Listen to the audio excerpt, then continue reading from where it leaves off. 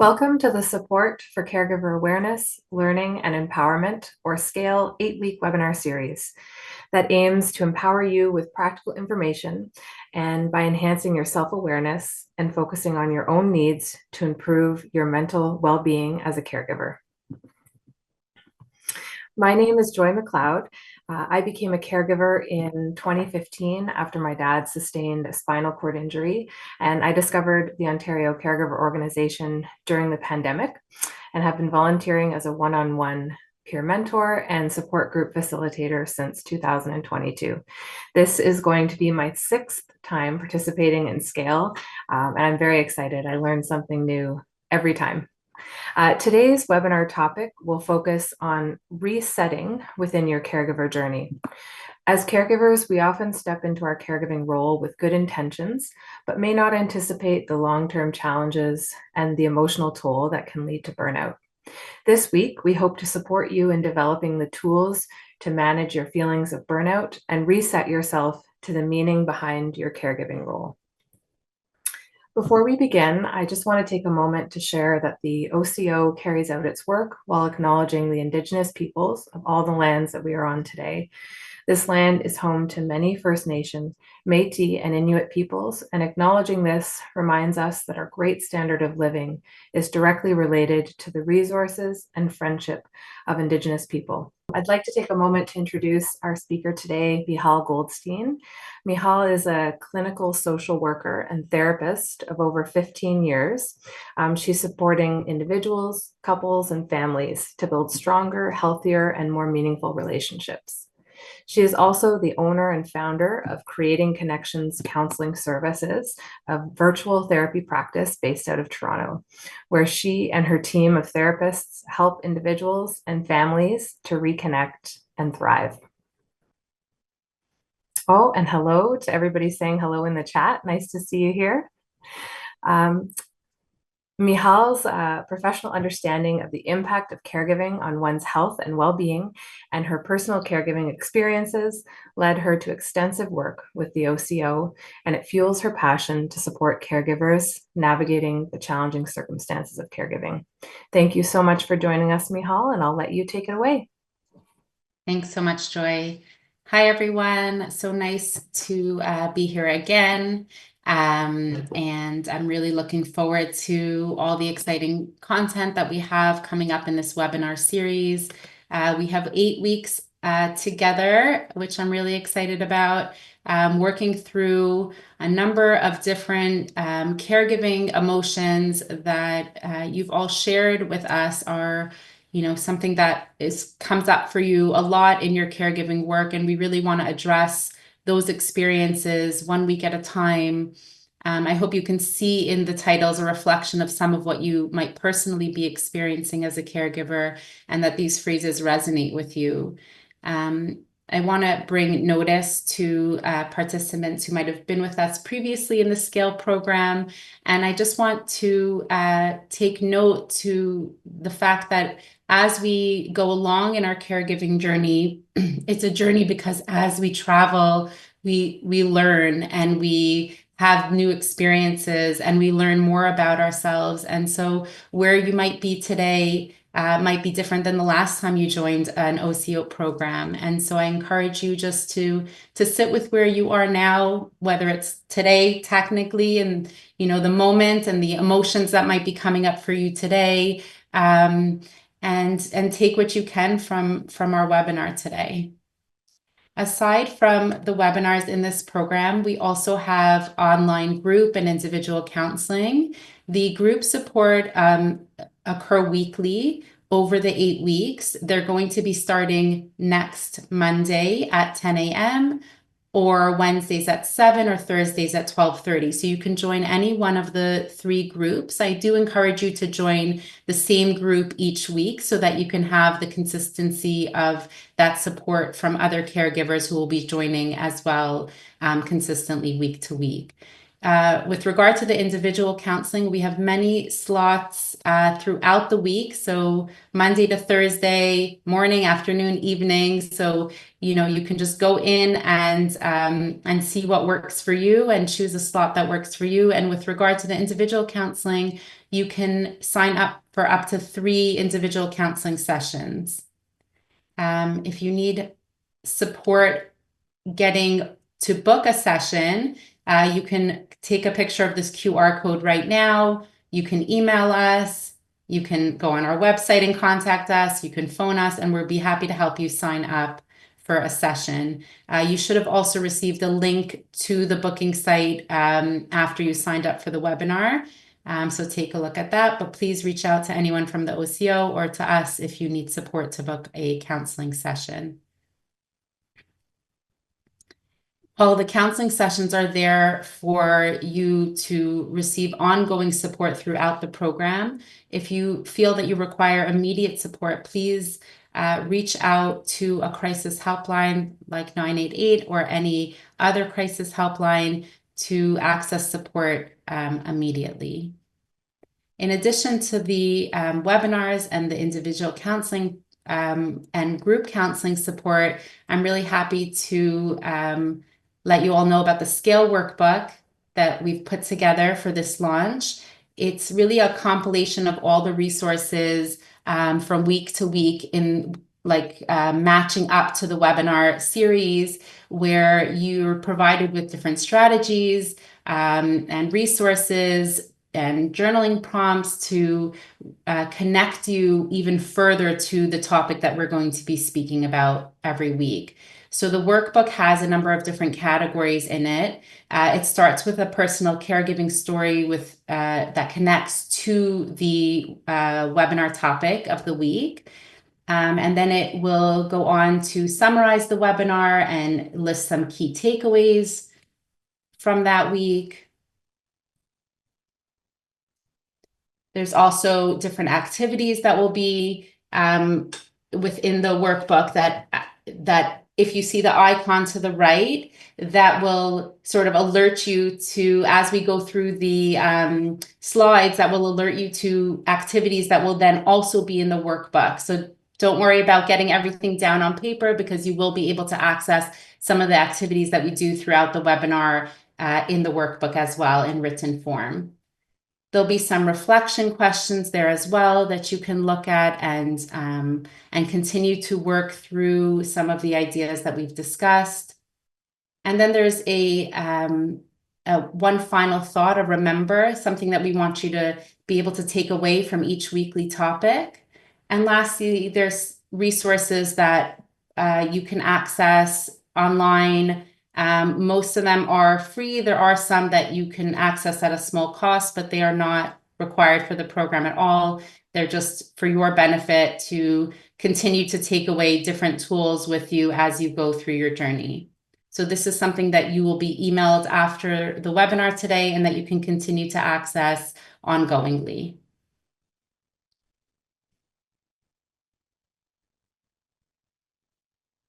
So take a look for this icon as we move forward.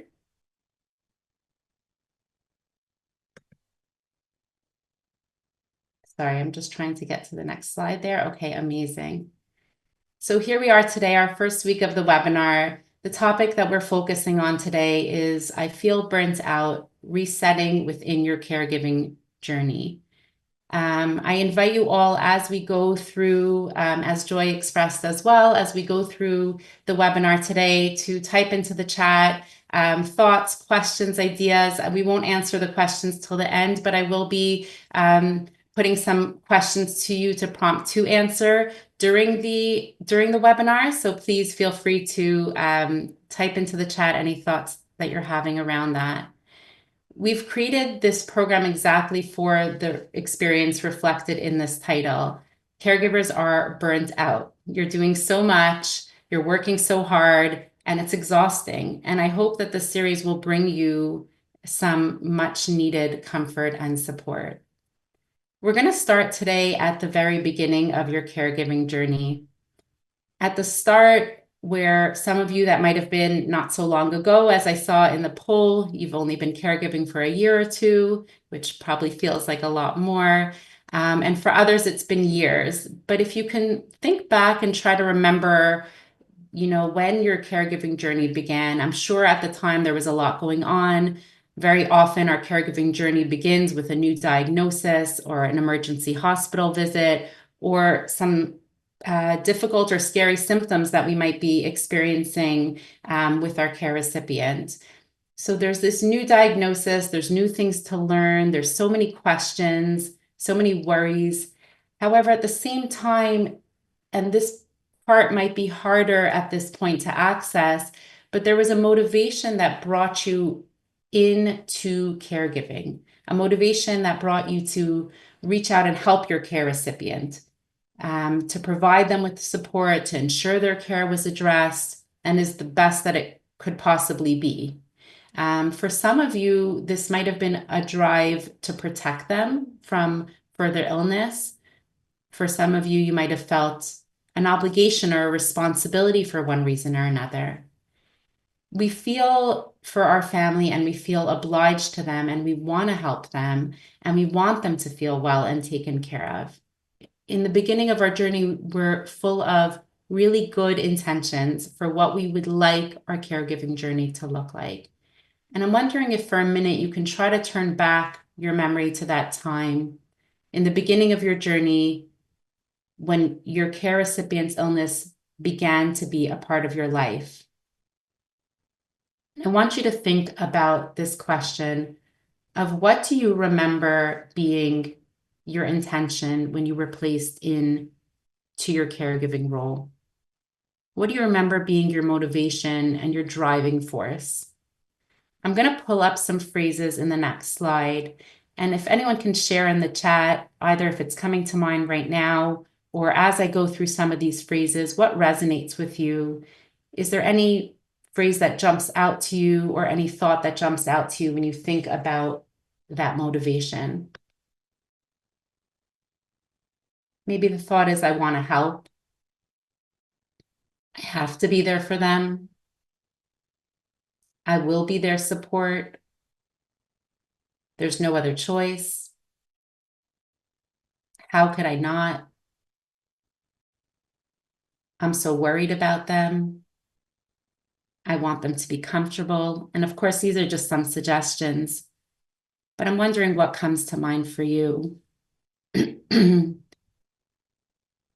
just opening the chat here and I see love was my motivation. Honoring my dad, making life easier for him. I love my spouse. I feel obligation, not motivation so much. Yeah, and that can be your driving force, right? They were my parents. I obviously felt an obligation to care for them.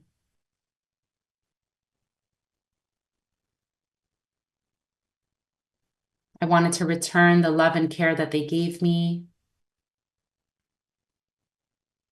I thought maybe I could cure him if I took good care, if I took enough good care. I had no choice. All of those reasons I see. Maybe some fear motivated me. Nobody else will do this if I don't, right? That sense of obligation. I want them to be comfortable. There was a sense of empathy and compassion, right? So there's this adrenaline, a certain type of adrenaline that takes over in the beginning of our journey where all of these reasons that we've named just now and much more, I'm sure. I see so many messages here. Thank you so much, everyone, for sharing. It was my duty. He's my son. It was love. Yeah. So please read through these together as well and just see other caregivers' experiences and what's come up for them. But this adrenaline that comes up at the time of becoming a caregiver, it takes over And it allows us to step into this role in a really strong way with all of these motivations and all of these thoughts. And it propels us forward into this place where we are able to access resources and tools and abilities that we never even knew we had potentially. Because to be honest, in that moment, we know that somebody has to step in. And I saw a lot of you reflect that as well in the chat, right? Somebody has to step in, somebody has to take the reins. I feel an obligation. I have to be there for my care recipient. I have to step in to take care of them. And this is what's needed. But what we don't think about in those moments is how long and how arduous and how extensive and how taxing being a caregiver is going to be, right? We don't think necessarily about the months and the years or the decades that it will be, that we'll be filling this role. And so we still need to continue to step into this as those years go by in a really life-altering way. And so what happens naturally over time is that we get burnt out because that adrenaline wears off, right? As we step in, there's this drive, these motivations that we've listed, and then that wears off. And we're faced with day in and day out caregiving, where all our needs are put to the side. For a lot of caregivers, we think that it's going to be this temporary experience, right? So we put our all in, and then all of a sudden it's not so temporary. And all of a sudden the exhaustion sets in. And we really wish we didn't have to do this anymore. But those thoughts often come with a sense of guilt for not feeling more positive about our relationship with our care recipient or the role we take with them. And that's normal. That's a normal part of the caregiving journey as we move from this adrenaline to this sense of burnout. So I want to take a little bit of a closer look at burnout today and learn some of the signs of burnout so that we can make sure to identify when it's come up for us and when we need to take action to get ourselves support or to take other steps to alleviate some of that burnout.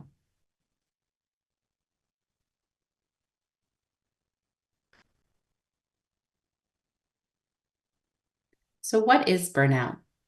How would we define that word? Caregiver burnout is defined as a state of physical, emotional, and mental exhaustion that occurs when you're caring for someone else. It could happen when you don't receive the necessary support or when you try to do more than you're physically, financially, or emotionally able to.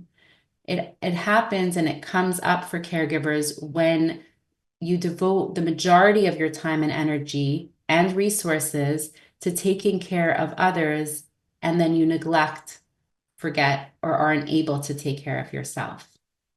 It could look like fatigue or anxiety or depression, but it's often because of the burnout that stressed caregivers will feel anxiety, fatigue, and depression rather than being from a clinical sense. And what that alerts us to is that we have to take care of these emotions when they happen. If you could think of it like an emotional speedometer, okay? So as we participate more and more within the realm of situations that are stress-inducing for us and emotionally challenging for us, slowly that dial that's now pointing to blue in our image starts moving closer and closer to the red zone. Without the proper supports, emotional and practical supports, or the necessary self-care and boundaries that we need, our stress levels continue to rise and rise into the red zone, this fight, flight, or freeze sensation that caregivers will often describe. They feel this harriedness, this rushingness, like I can never relax. It's hard for me to slow down. That tells you you're in the red zone or heading there. So inputting skills and support and self-care, all of what this program is about, and all of what the wonderful tools that we're going to learn through the SCALE program week by week, that will bring this bar now back down and closer to the blue zone. So it's not one magical thing that takes a caregiver from burnout to a state of stability, but rather it's little bits and pieces of support, your needs being slowly met, accessing resources one at a time, self-reflection, that will step by step bring you back to where you need to be. So what are some signs that you're edging into the red zone? Let's take a look at that. So some signs of burnout can include emotional and physical exhaustion. I'm sure that everybody here can relate to that, right? Some changes in sleep patterns, where you notice that it's very hard to fall asleep, you're waking up in the night, or maybe even you're sleeping much longer than you used to, or feeling like you need to sleep much longer than you used to. You might find that you've lost interest in activities that you previously enjoyed. You're feeling hopeless or helpless in your situation. You've noticed changes in your appetite or your weight, a desire to withdraw from friends, family, and other loved ones. And we'll talk more about many of these symptoms or experiences throughout the webinar series. But this is just points to alert us to what's come up for us in terms of burnout. Again, we have your inability to concentrate. You might be finding yourself getting sick more often, or an increased irritability, frustration, or anger towards others, where you're finding that you're not acting like yourself, you're not feeling like yourself. And if you notice the journal icon in the corner there, that can alert you to the fact that within the workbook, you'll find a worksheet that will work you through the differences between signs of stress and signs of burnout, and trying to take notice of, has my stress progressed to burnout? And does this alert me to the fact that there's something I need to take care of within myself? So awareness of these symptoms is an important component of ensuring that we stay below this burnout bar, we stay out of that red zone. So take a note of this list now, and I want you to ask yourself, how does burnout show up for me? How does burnout show up for me? How do I notice that I'm edging into this red zone? And this is important because it alerts us to the fact that there's something that we need to do. And if everyone can share in the chat, anyone who feels comfortable to share, how do I know that burnout's showing up for me? I find myself exhausted. My empathy is waning. Irritability. I'm making bad decisions. I can't sleep. When I'm burnt out, I find that I make mistakes. I'm short-tempered, an overall sense of stuckness, a mental resistance. I zone out. I'm hopeless. I start binge eating. I'm tired, I can't concentrate.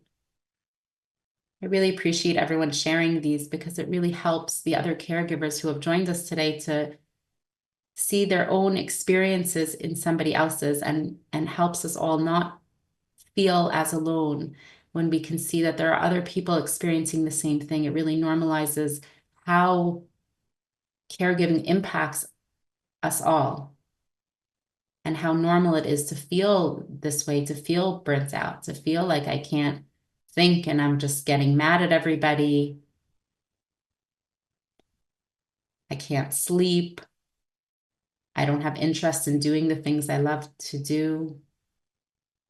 And so I want you to take a mental note, or even write down for yourself the words that you're sharing right now, because this is a sign for you. It's a signpost for you that there's something I need to do to take care of myself right now. There's things that I need to do to take myself out of this red zone and bring myself back, or at least closer to the blue zone, a zone where I can be reflective and sleep well and feel energized and be more in line with the value system that drove me to come into this role to begin with.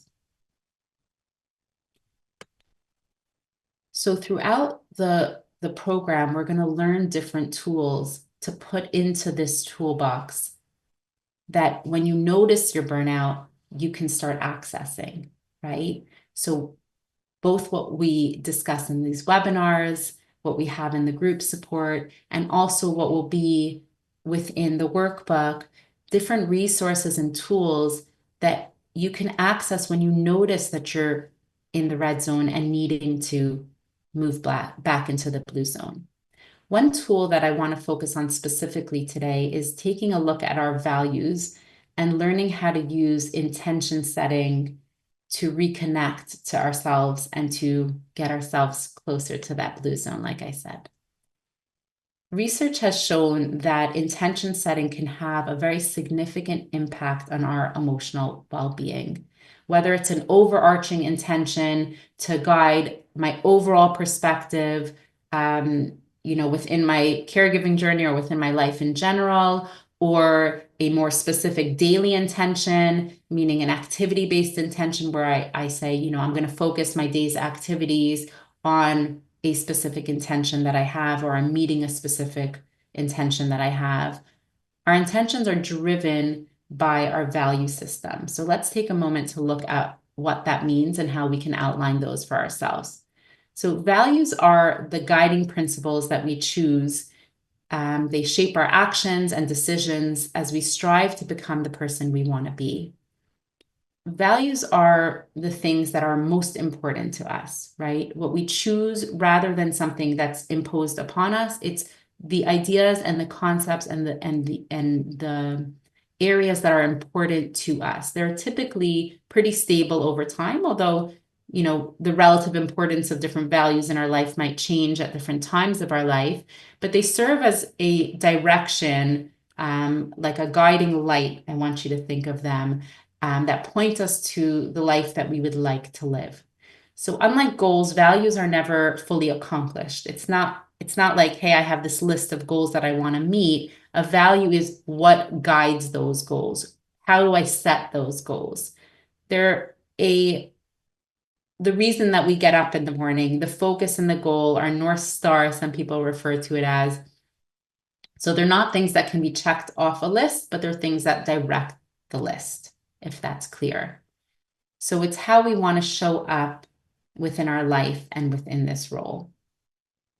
I'm not sure if anything's already coming to mind for you in terms of these values that you have as I describe a value, but I've put out here a list of some to help you a bit. We have connection and assertiveness, respect, compassion, justice. As you can see, there's a journal icon here too. And within the workbook, there's a much more extensive list and a activity that helps guide you through looking at a number of different values and trying to narrow down which are the most important to you and what can help be a guide for you as you move within your caregiving journey and within your life in general. I'll read a few more out here in case you're not able to see the screen right now.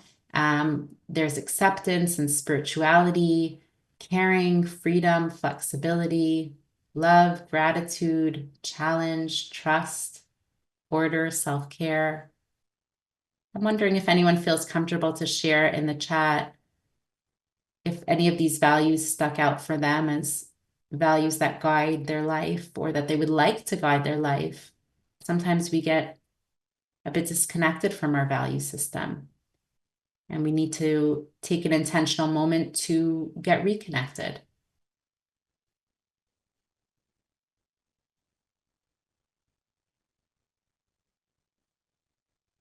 I see nurturing, enduring relationships, family, respect,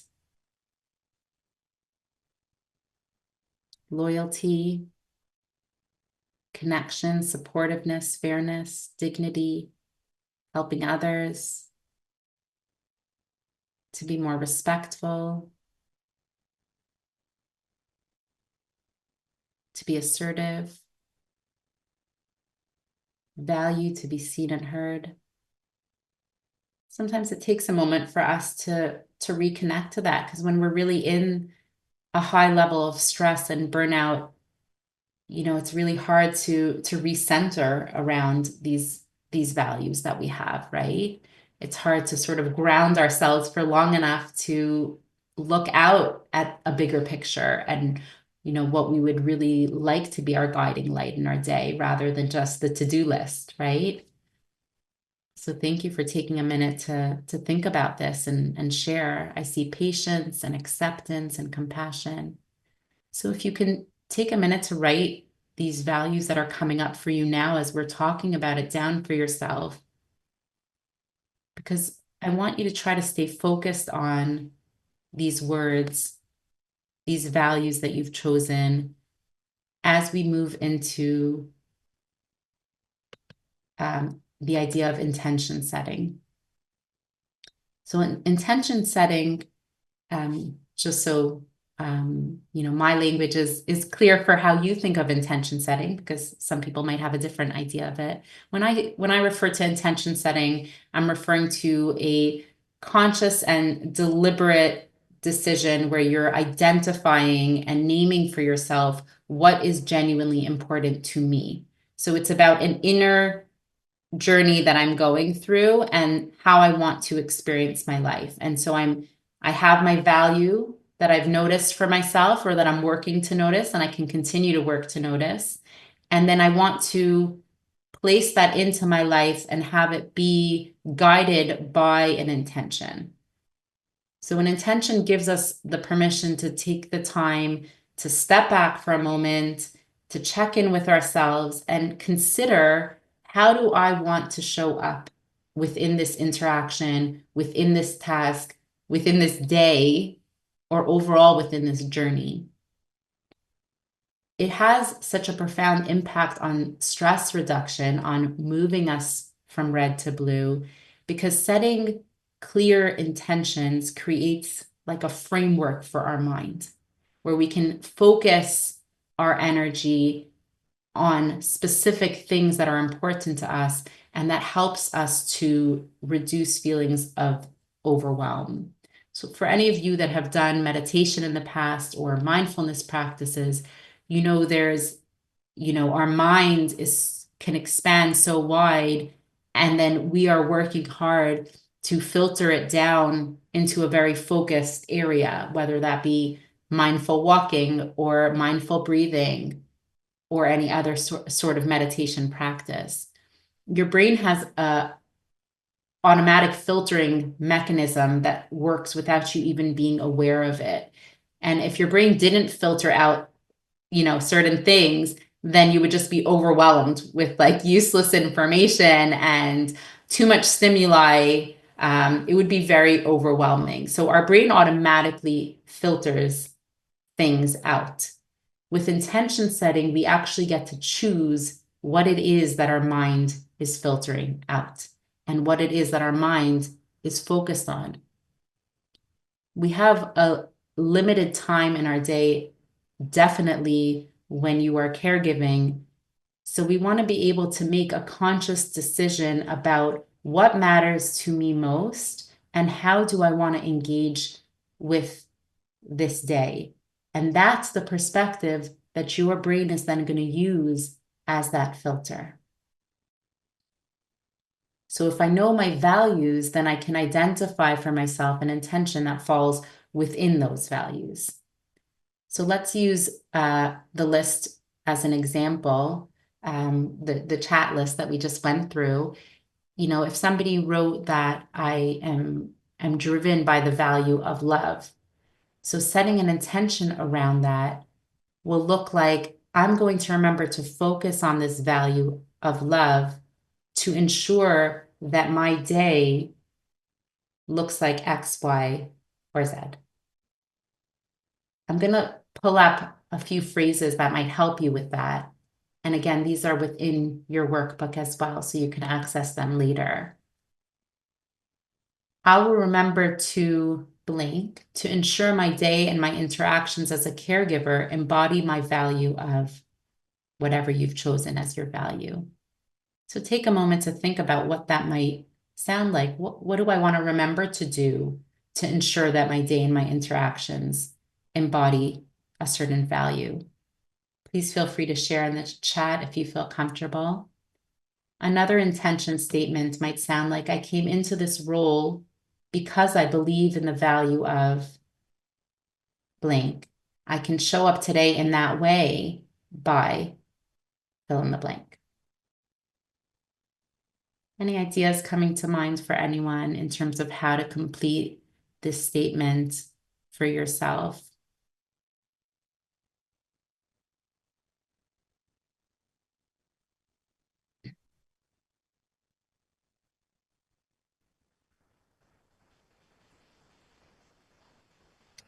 I have a value of patience, so I want to show up as calm and considerate with a listening heart. Now, again, this is our intention. Does it mean that we are always going to be successful at being perfectly compassionate? No, of course not, right? We have stresses in our day. There are times that we are busy. There are times that we are rushing around. There are times we might forget our intention altogether, right?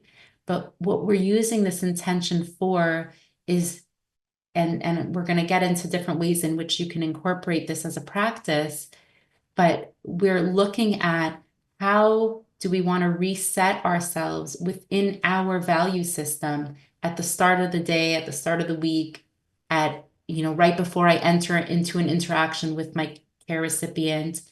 That helps to ground us within who we are and how we want to show up within this situation.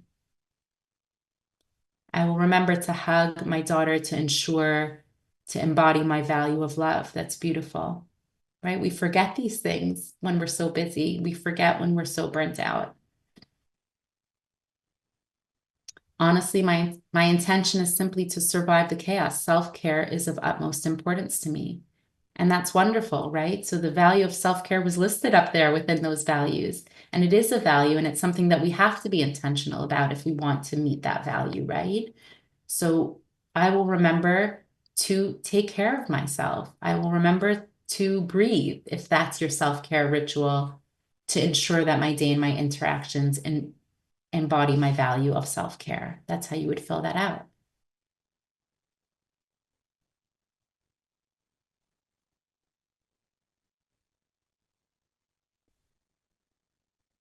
I'm just looking if there's any other examples.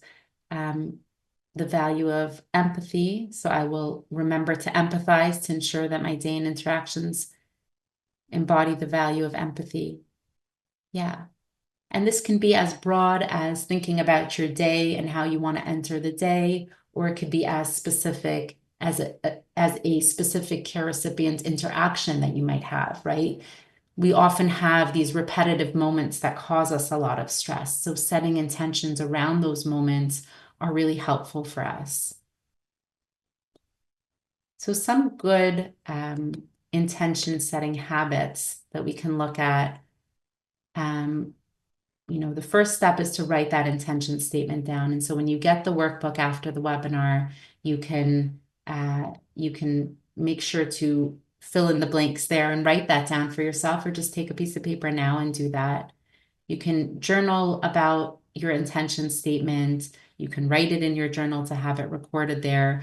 Put it on a sticky note on your mirror to continue to remind yourself throughout the day about that intention statement, or somewhere else that you're going to see that's visible for you throughout the day. I personally like the refrigerator. That's something I always seem to notice. You might repeat it over as a mantra, right? I want to remember to embody the value of empathy. This is how I'm going to do that, and keep repeating that over to yourself. You might meditate on it for a few minutes a day to, just really focus on those words, either repeating it to yourself or just focusing on and meditating on, just using the example of empathy. What would empathy look like? How can I imagine and visualize empathy showing up within my day?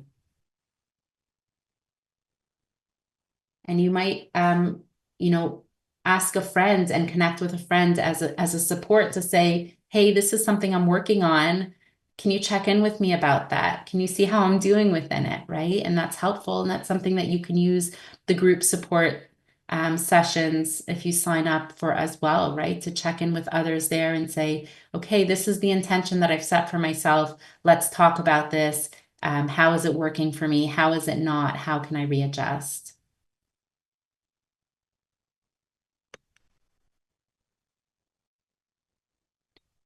And then there's also a check-in that you can do with yourself at the end of the day. After you've set your values and intentions, you're clear on what you would like them to be, you're clear on the tasks that you want to make sure to complete.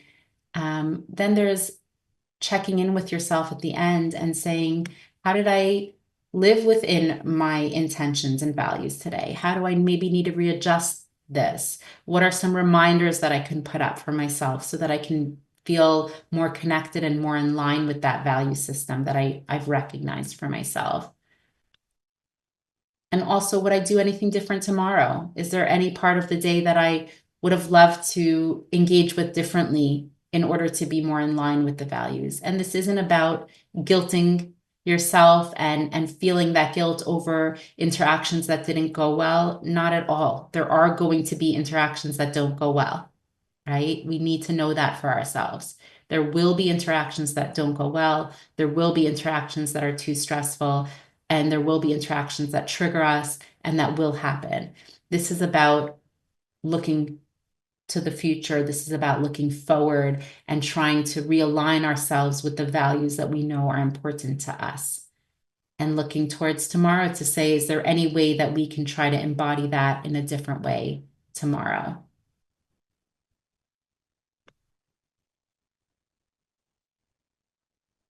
So I've listed here some resources, and there are more within the workbook for you to access to talk more about burnout and self-care and connecting to your value system.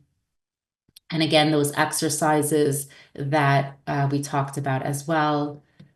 There's also within the workbook self-discovery questions that you can access to journal about, just to think about, and to really put more attention to this aspect of yourself, your value system, signs of your burnout, and the things that you want to do in order to move yourself from burnout back to a state of more calm and more blue zone in your life. So I just wanted to open up the floor to questions. I saw some come up in the chat as we were going along, but maybe Joy, if you can direct me to those questions again, that would be great. Yes, absolutely. Thank you so much, Mihal. That was such an informative session. Intention setting is so important, and the practical tools that you provided are going to help us apply these in our own lives. And I wanted to give a big thank you to those of you who shared your intentions with us in the chat. It was so empowering. So again, thank you so much. We now have about 11 minutes for questions. So I have some collated from participants here, but I'll keep my eye on the chat in case any new ones come up. So one caregiver said, "Thank you so much. It was really helpful to remember what started me on this journey. But how am I meant to remember this in the midst of all the chaos?" Thank you, Joy. And thank you for your kind words. I'm happy that this has allowed you to reconnect to that part of your journey, because it's very often a part that we forget about, whether it was so long ago or there's just so much that's happened since, and so many different feelings that have come up since. So part of the intention setting exercises that I listed earlier were for that goal. So think about ways for yourself that will help remind you of your intention. So the first thing we want to do is we want to write it down, because I don't know about you, but I don't remember anything if it's not down on paper or on my computer, right? So we want to make sure we have that down. What is our intention? What are our values? So if you take a look at the exercises in the workbook, it will walk you through rediscovering your value system if it's not clear to you right now, and then working through how to set an intention with that value.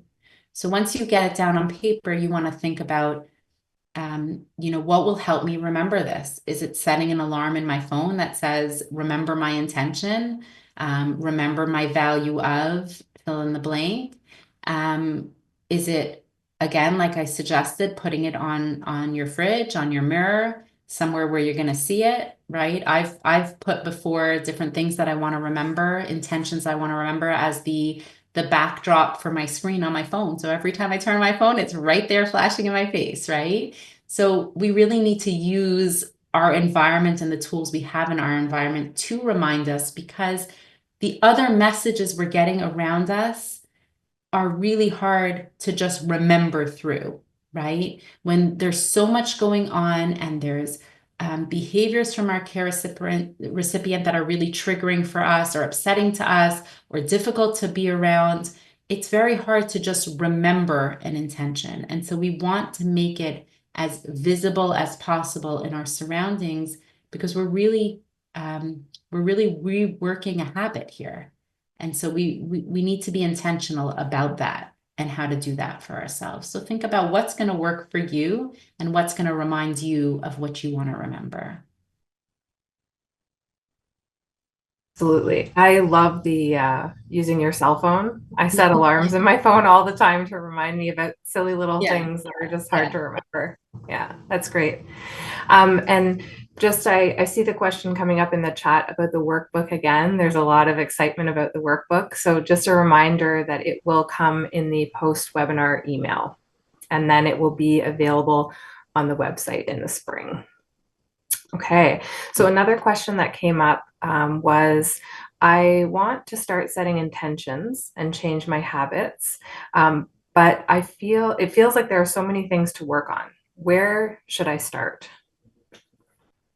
If you feel overwhelmed by the idea of what I'm hearing is maybe a bit of overwhelmed by the idea of kind of inserting this into your life in maybe a broader sense, you can start small, looking at maybe specific interactions that you find very difficult and setting an intention around those, right? Or maybe not even the most difficult interaction, but a interaction, right? Something that's repetitive throughout your day that you're like, I don't love the way this is going. This doesn't feel in line with myself, my natural state, my values. Maybe it's inducing a lot of stress for me. And so how do I want to think about walking into that space? How do I want to think about what my value is around those moments and how I can show up in that way differently? Yeah, that's great. I'm hearing start small. Start small and focus. And specific. Focus. Yeah. Yes. Focused and specific. Exactly. Awesome. Okay, and the last question we have today, when talking about initial motivation, what if I can't remember what motivated me at the beginning, or what if it doesn't apply anymore?